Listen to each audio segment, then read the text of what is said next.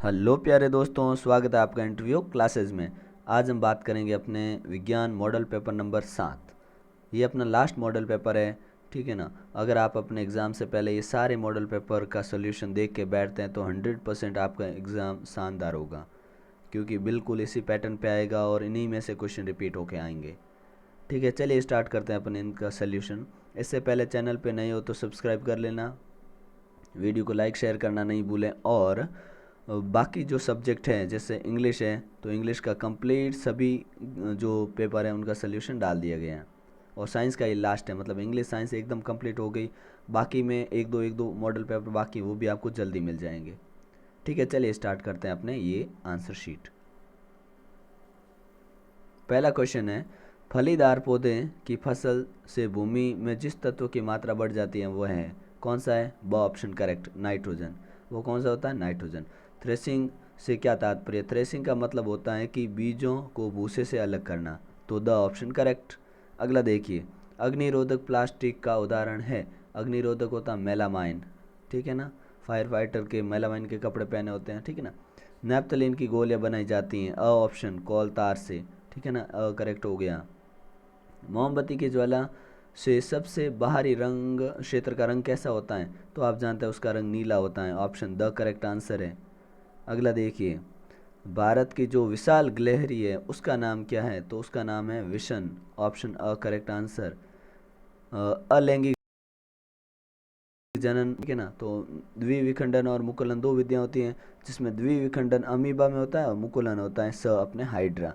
तो option correct हो गया अपने हाइड्रा। स्नेक द्वारा घर्षण का मान हो जाता है, क्या हो जाता है? कम हो जाता है, ठीक है। व्यस्त यातायात में ध्वनि प्रबलता होती है, तो ये 70 dB डेसिबल, ऑप्शन श करेक्ट आंसर है। नेक्स्ट क्वेश्चन देखिए, नेक्स्ट है अपना 10वां। भारत के अति भूकंप आशंकित क्षेत्र है, तो आप जानते हैं कश्मीर, ऑप्शन, ठीक है। इसमें बाकी ये दो मिसप्रिंट है, छपे हुए नहीं है, ठीक है। मानव नेत्र के किस भाग पर किसी वस्तु का प्रतिबिंब बनता है? तो आप जानते हैं दृष्टिपटल, जिसको हम कहते हैं retina, option the correct answer है, ठीक है। फिर है, एनपीके से क्या आशय है? तो एनपीके से आशय है कि ये एक मिश्रित उर्वरक होता है, ठीक है, जिसमें आपके एन मतलब नाइट्रोजन, पी मतलब फास्फोरस, के मतलब पोटेशियम, ठीक है, ये पोषक तत्व शामिल होते हैं, इसको एनपीके कहते हैं। फिर है, शुक्राणुओं की पूंछ किस काम आती है? तो आप जानते हैं ये शुक्राणु की गति करने में सहायक होती हैं, इसकी सहायता से ही शुक्राणु तैरकर अंडाणु तक पहुंचता है। अगला है, दहन किसे कहते हैं? तो बहुत ही आसान है दहन। थोड़ी आज मेरी आवाज़ थोड़ा कुछ गले में कुछ प्रॉब्लम है, ठीक है ना, तो आप मैनेज करिएगा, ठीक है। तो किसी जलने वाले पदार्थ के वायु या ऑक्सीकारक द्वारा जल जाने की क्रिया को हम दहन कहते हैं, कंबशन कहते हैं, ठीक है ना। दहन दहन क्या होता है? एक ऊष्माक्षेपी अभिक्रिया है जिसमें हमेशा ऊष्मा निकलती है। 15वां देखिए, कि क्या नायलॉन के रेशे सचमुच इतने मजबूत होते हैं कि हम उससे पैराशूट और चट्टानों पर चढ़ने वाली रस्सी का निर्माण कर सकते हैं? तो हाँ, बिल्कुल। नायलॉन बहुत ही मजबूत रेशा होता है, कई पॉलीमर इकाइयों से समूह से मिलकर बना होता है, ठीक है ना। और इन रेशों से आप बहुत सारी चीज़ें बना सकते हैं जो कि आर्थिक दृष्टि से बहुत महत्वपूर्ण है, जिसका उपयोग आप दांत के ब्रश, वस्त्र, मोजे ये बनाने में उपयोग लेते हैं, ठीक है। अगला देखिए, अगला है 16वां है, 4 संकटापन जंतुओं के नाम। संकटापन जंतुओं के नाम बताने हैं, तो आप लिखोगे सफ़ेद हाथी है, शेर है, जंगली भैंसा और बारहसिंगा, ठीक है। नेक्स्ट वाला देखिए, विद्युत धारा का रासायनिक प्रभाव क्या है? तो रासायनिक प्रभाव क्या होता है? देखिए, जब किसी सुचालक द्रव में विद्युत धारा प्रवाहित की जाती है तो वो अपने धन एवं ऋण आयनों में विभक्त हो जाता है। इस प्रभाव को ही विद्युत धारा का रासायनिक प्रभाव तथा इस घटना को विद्युत अपघटन कहते हैं, ठीक है ना। ऐसा सुचालक द्रव का विद्युत अपघटय कहते हैं, ऐसे सुचालक को, ठीक है ना। तो परिभाषा लिख दीजिएगा आराम से। आपसे पूछा है 2 जीवाश्म ईंधन के नाम लिखिए। तो जीवाश्म ईंधन में कौन आते हैं? पेट्रोलियम उत्पाद, कोयला, प्राकृतिक गैस जीवाश्म ईंधन के उदाहरण हैं। एक्रेलिक क्या है, इसका क्या उपयोग है? तो एक्रेलिक आप जानते हैं, एक्रेलिक क्या होता है? ये एक प्रकार का रेशा ही होता है, ठीक है ना, पॉलीमर होता है। ठीक है, बहुलक होता है, जिसमें गाड़ियों के, ज़्यादातर ट्रकों के शीशे बनाने में काम में लिया जाता है, ठीक है ना, जो कि बहुत मजबूत होता है। ठीक है, नेक्स्ट है, आप किस प्रकार सिद्ध करेंगे कि रासायनिक दृष्टि से सिल्वर कॉपर से कम अभिक्रियाशील है।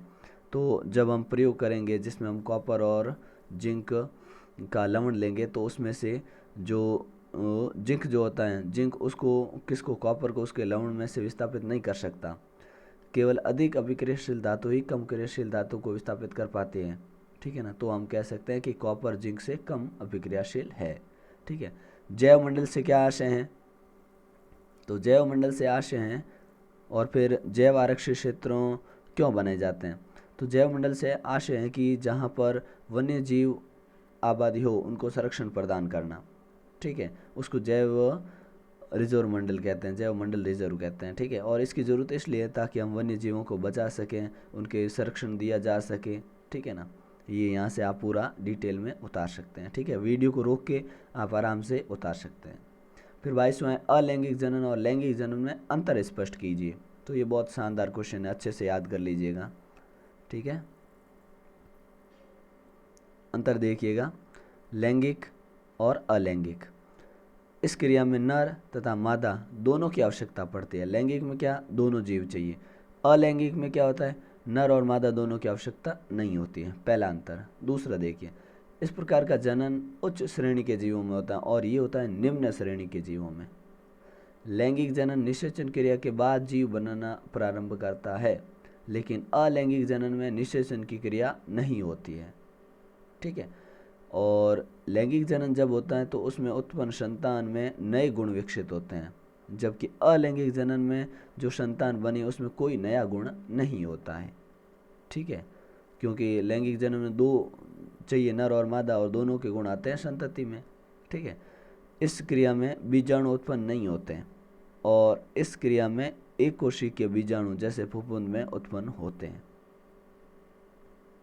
अगला देखिए, अगला है अपना 23वें का आंसर। क्या लिखोगे, 23वें का लिखोगे, नेत्र लेंस जिन मांसपेशियों से जुड़ा होता है उनके द्वारा लेंस पर कम या अधिक दाब डालकर नेत्र लेंस की वक्रता त्रिज्या को घटाया या बढ़ाया जा सकता है। ठीक है, इससे नेत्र लेंस की फोकस दूरी बदल जाती है और लेंस द्वारा दूर और पास वाली वस्तु का प्रतिबिंब रेटिना पर बन जाता है।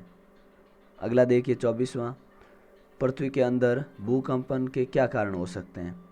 तो आप जानते हैं पृथ्वी के अंदर प्लेट्स होती है जो आपस में टकराती हैं और टकराने के कारण उनको फैलने की जगह चाहिए, जिससे प्लेटें टूट जाती है और बाहर की ओर निकलने की कोशिश करते हैं। इसके कारण ही भूकंप आते हैं, कंपन उत्पन्न होते हैं। ठीक है, और पृथ्वी की आंतरिक संरचना का अगर आपको चित्र पूछे तो ये रहा नामांकित चित्र, यहाँ से आप आराम से लिख सकते हैं।